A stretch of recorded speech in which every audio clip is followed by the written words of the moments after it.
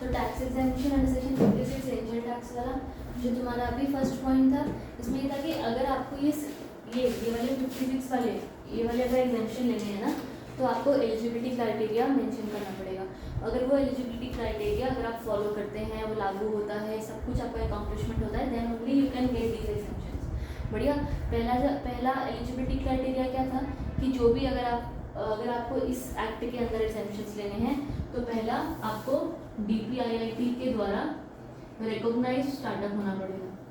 ठीक है, जो बेसिक है रिकॉग्निशन, आपको मोबाइल ऐप के थ्रू एप्लीकेशन करनी है, वो एप्लीकेशन के बाद आपको रिकॉग्निशन मिलती है, तो you have to be recognise startup.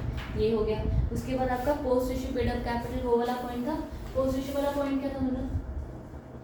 Post issue वाला वो 25 करोड़ वाला। हाँ, कि मतलब उसमें एक तो नॉन रेजिडेंट्स वालों की नहीं होनी चाहिए और एक क्या था, post issue paid up capital कितना होना चाहिए? 25 करोड़। लेस देन होना चाहिए ना? हाँ भाई, लेस देन 25 करोड़। ज़्यादा होएगा तो उनको नहीं मिलेगा। नहीं मिलेगी, राइट। और इस पोस्ट इश्यू में डज नॉट इंक्लूड कौन? और एक तो नॉन रेजिडेंट्स और एक क्या था,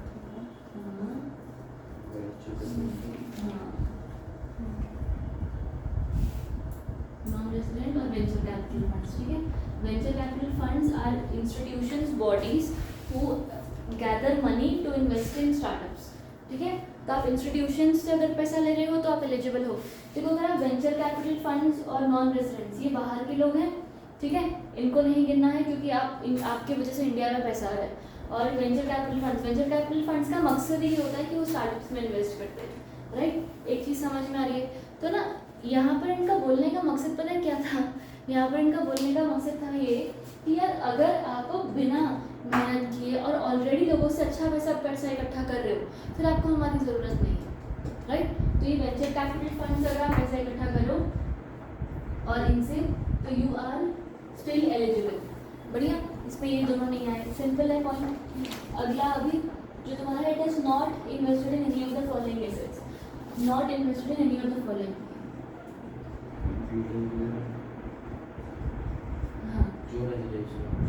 हाँ, अब ध्यान दो, नॉन रेजिडेंट जो भी अभी not invested in the following में क्या बोला इन्होंने कि पहला कोई भी लैंड या building there to land, building और लैंड अपॉर्चुनिटी मतलब क्या होता है? जैसे अगर मान लो कोई अगर बिल्डिंग है, ठीक है, इस बिल्डिंग के साथ जुड़ी हुई जो लैंड होगी ना, वो लैंड अपॉर्चुनिटी देयर टू। ठीक है, मान लो एक बिल्डिंग है, उसके साथ का बेड़ा, बिल्डिंग है, उसके साथ का पार्किंग लॉट, उसके साथ का पार्क, उसके साथ का पार्किंग जो भी स्पेस है, ये सारी चीज़ें, राइट। तो लैंड अपॉर्चुनिटी देयर टू के कैटेगरी में आती है। तो ये लोग कल्ली लैंड के बारे में नहीं बात कर रहे हैं, उस चीज़ का ध्यान रखना। सिर्फ और सिर्फ बिल्डिंग या तो बिल्डिंग के साथ अटैच्ड लैंड, सिर्फ जमीन की बात नहीं कर रहे हैं, ध्यान आ रहा है, राइट। तो कोई भी बिल्डिंग या तो land opportunity there to being a residential house other than that used for startup for the purpose of renting और held in stock in trade in the ordinary course of business. शुरू से ध्यान दो, क्या है कि कोई भी बिल्डिंग, ठीक है, और अटैच्ड लैंड जो है, ठीक है, अगर आपने वो परचेज करी है, ठीक है, एज इन्वेस्टमेंट, ठीक है, ऐसे ही बस नॉर्मल रैंडम आपने परचेज करी है building, purchase as investment, you are not eligible. आया समझ? बढ़िया। अगर आपने कोई भी लैंड या बिल्डिंग परचेज करी है, ठीक है, as stock in trade, right, कोई eligible stock in trade for the purpose of renting and then used by the startup for the purpose of renting or held as stock in trade in the ordinary course of business as stock in trade, या तो उसको rent पे देने के लिए। आया समझ? ठीक है, लैंड बिल्डिंग कौन सी वाली, लेकिन रेजिडेंशियल लैंड बिल्डिंग। एक लैंड या बिल्डिंग जो रेजिडेंशियल लैंड बिल्डिंग है, उसको आपने परचेज किया एज इन्वेस्टमेंट, तो आप एलिजिबल नहीं हो इस स्कीम के अंदर। अगर आप कोई लैंड एंड बिल्डिंग परचेज करते हो और उसको as a stock in trade रखते हो या तो उसको रेंट पर देते हो, then you are eligible. Residential मतलब कि जहाँ बंदे रहते हैं। हाँ, आया क्लैरिटी है, पक्की बात है। उसके बाद अगला वाले पॉइंट में दोबारा लैंड एंड बिल्डिंग है, राइट, जो लेकिन नॉन रेजिडेंशियल है।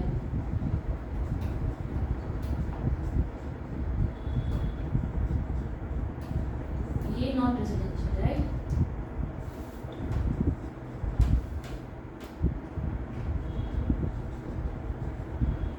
अब इसके लिए क्या बोला इन्होंने कि ये land and building both land और बिल्डिंग और बोथ, जैसे यहाँ पर अटैच नहीं बोला है, सिर्फ लैंड नहीं चलेगा, ठीक है। बिल्डिंग और लैंड और बोथ, एक एक चीज़ का कितना अलग अलग वो मतलब पड़ता है। लैंड और बिल्डिंग और both not being residential, not residential, right. उसके लिए क्या बोला उन्होंने, other than that occupied by the startup for its business और used by it for the purpose of renting और held by it as stock in trade in the ordinary course of business, right. तो कोई भी land और building और both not residential आपने again अगर purchase करी है फॉर इन्वेस्टमेंट तो आपको एलिजिबल नहीं हो। अगर आपने परचेज करी है तीन वजह से, तीन कौन से, तीन है आपका स्टॉक इन ट्रेड, रेंटिंग और ओन ऑफिस, ठीक है, तो आप एलिजिबल हो। आया समझ, क्लैरिटी है। इसका फोटो खींच के बोलो।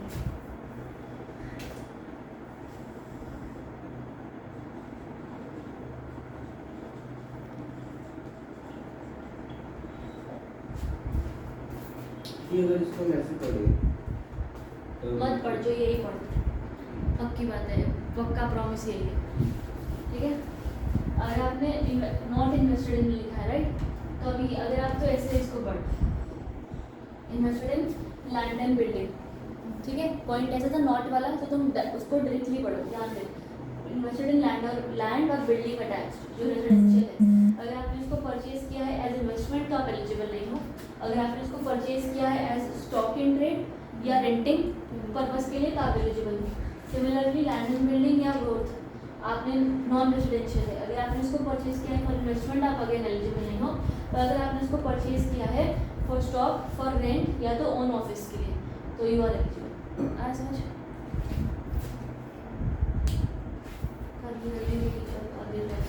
उसके बाद तुम्हारा अगले क्या है, लोन्स दिए हैं, loans advances other than loans और advances extended in the ordinary course of business, right. तो कोई भी लोन्स और एडवांसेस अदर देन लोन्स और advances extended in the ordinary course of business, आप नॉर्मल लोगों को लोन दिए जा रहे हो, आप कहाँ से एलिजिबल हो यार, आप आराम से, आपका काम चल ही रहा है ना। हम आपको टैक्स एग्जेम्पशन और ये सब तो ही देंगे अगर तुम लाचार हो, बेचारे हो। अगर तुम ऐसा काम कर पा रहे हो तो ध्यान रखिए, फिर टैक्स एग्जेम्पशन नहीं है। कैपिटल कंट्रीब्यूशन कर रहे हो आप दूसरी किसी एंटिटीज में, शेयर सिक्योरिटीज खरीद रहे हो, अगेन मोटर व्हीकल, एयरक्राफ्ट, याच और other mode of transport, the actual cost of which exceeds 10 lakh rupees, other than that held in the ordinary course of business, right। तो मतलब ऐसे मान लो कि अगर तुम्हारा अगला पॉइंट एक जो मोटर व्हीकल वाला पॉइंट है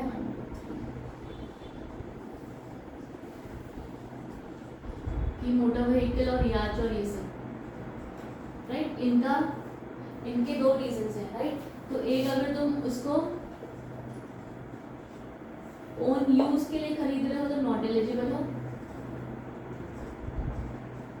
पर अगर इसको एज स्टॉक इन ट्रेड खरीद रहे हो या इसको रेंट पे देने वाले हो या बेसिक पर्पस आप इसको ऑर्डिनरी बिजनेस में यूज करने वाले हो, ऑर्डिनरी बिजनेस ट्रांजैक्शन के लिए है, देखो, for purpose of buying, hiring, leasing और as held stock in trade, बढ़िया, तो आपका आप एलिजिबल हो जाओगे। आया समझ, F1, ठीक है। कोई भी motor vehicle aircraft the actual cost of which exceeds 10 lakh crore, sorry, हाँ 10 lakh, other than that held in the ordinary course of business. अगर तुम्हारा इन the ordinary course of business है, अगर ऑर्डिनरी कोर्स ऑफ बिजनेस है तो एलिजिबल हो। इन्वेस्टमेंट है तो इन्वेस्टमेंट है या ऐसे ही फालतू उगरबत्ती नहीं, नॉट एलिजिबल। बढ़िया, ये हो गया। उसके बाद jewellery other than that held is one startup है स्टॉक इन ट्रेड। ठीक है, बात हुई ज्वेलरी तुमने खरीदी है, तुम्हारे नाम पर बहुत सारा गोल्ड है, तो ये अगर स्टॉक इन ट्रेड में है तो एलिजिबल, नहीं है तो नॉट एलिजिबल। बढ़िया। उसके बाद स्टॉक इन ट्रेड वाली सारी आइटम होती हाँ सर,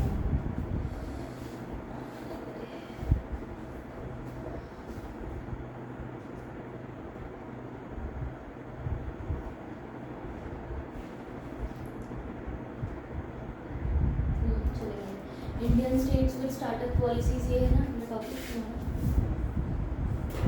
इसको नोट करो। States have a vital role to play in promoting startup ecosystem. Mark कर पड़ेगा। One of the core strengths of India lies in its diversity, leading to enormous opportunities for cross learning from each other. Right? India के अंदर startup जो है और ये फलाना ढिमना ये सब बहुत सही चीज़ है। अगर जो कंट्री ज़्यादा प्रमोट करेगी उनको ज़्यादा फायदा होगा फिर, राइट। तो एक ये बात होगी कि startup states have vital role etcetera each other तक मार्क किया। उसके बाद अगला पॉइंट आओ, 6th पॉइंट है एम्फोसिस। मिला?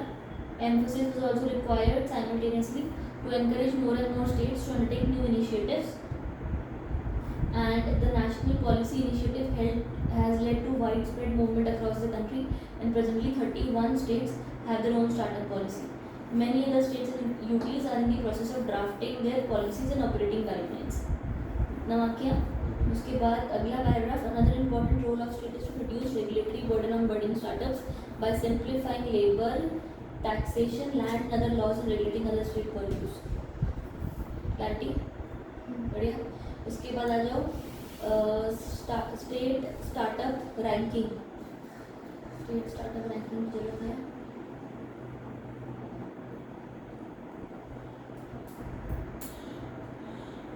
Read one through not important. ठीक है।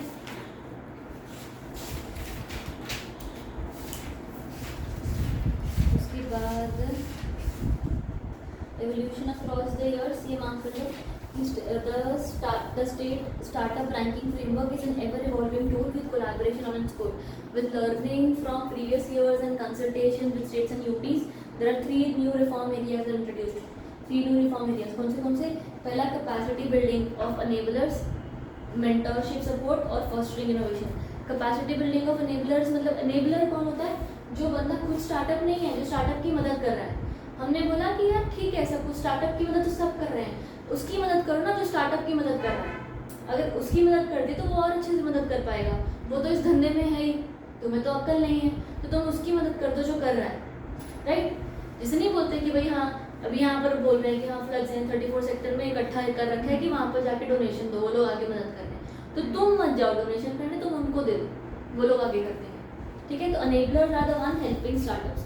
The capacity building of enablers means this reform area focuses on holistic development through sensitization programs and training conducted for key stakeholders of the state startup ecosystem.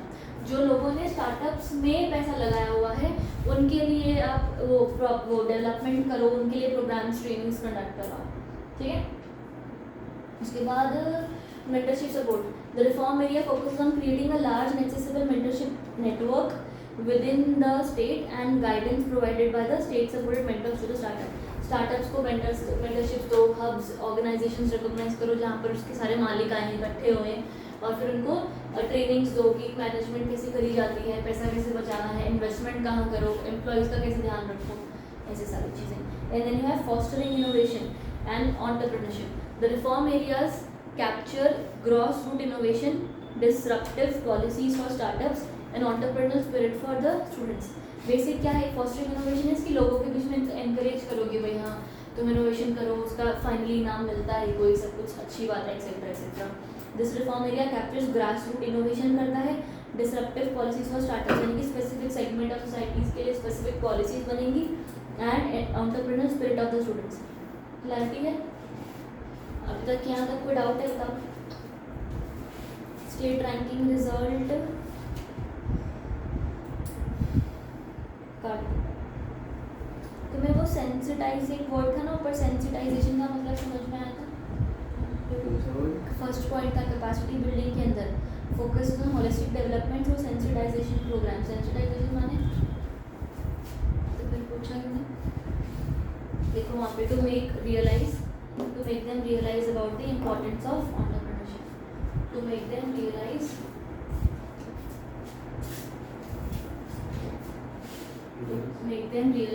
about the importance of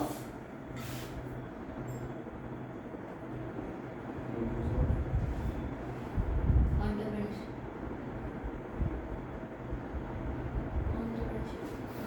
की spelling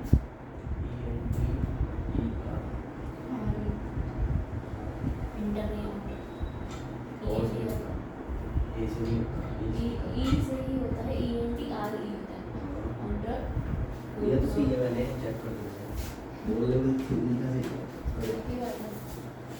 check थोड़ी कर रहे हो अपने spelling बैठ के।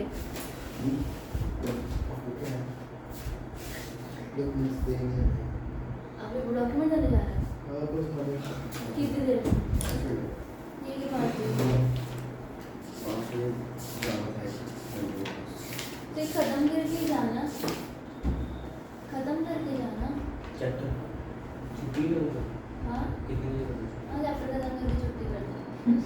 जी 5 बजे उसने बुलाया था, 5 बजे बुलाया था उसे। तो उसको बोल दे 6 बजे आ जाऊंगा, वो कौन सा चला जाएगा क्या? वो चल जाता है हम थोड़ा बहुत